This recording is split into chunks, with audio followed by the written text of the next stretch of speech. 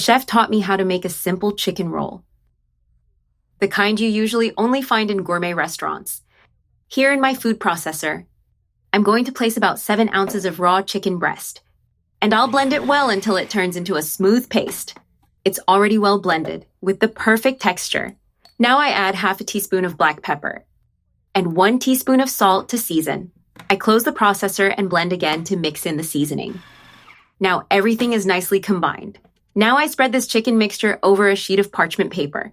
I place another sheet on top and press lightly with my hands.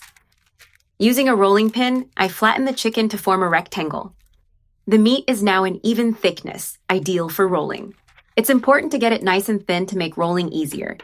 I adjust the edges with a spatula to keep it well aligned. And now I start adding the filling. I use 2 tablespoons of cream cheese. I've already spread it evenly over the surface of the chicken, covering it in a uniform layer. Now I sprinkle shredded mozzarella on top. I won't add too much so the roll doesn't get too heavy, just enough to bake nicely and turn out delicious in the end. Now I add pickles, sliced into thin rounds, which I cut very thin to make rolling easier. The thinner they are, the easier it is to roll without breaking.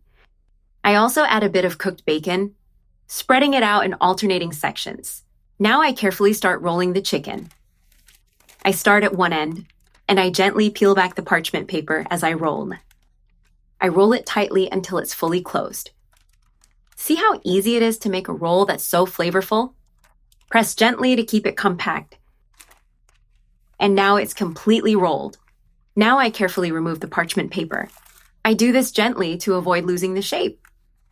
I roll the chicken in breadcrumbs, turning it slowly. I coat it evenly so it sticks well. Make sure the breadcrumbs cover the entire surface. Press gently to make the coating stick. Move it back and forth until it's fully coated. Repeat this step until the entire roll is breaded. Now it's fully breaded and ready to bake. I remove the excess breadcrumbs. I place the roll on the rack of my air fryer. I close the air fryer carefully. I set the temperature to 375 degrees Fahrenheit for 30 minutes. My roll is now ready and perfectly cooked. Now I carefully take it out of the air fryer. Look how delicious it looks, golden and crispy on the outside. I lift it gently with a spatula. And now that it's ready, all that's left is to cut the portions. Look how delicious it is, well filled and with a crunchy crust. Crispy outside, tender inside. Simply spectacular. I'm sure you'll love the result. And now I finish with a bit of chopped cilantro on top to give it that special and aromatic touch. And now you can enjoy this delicious chicken roll.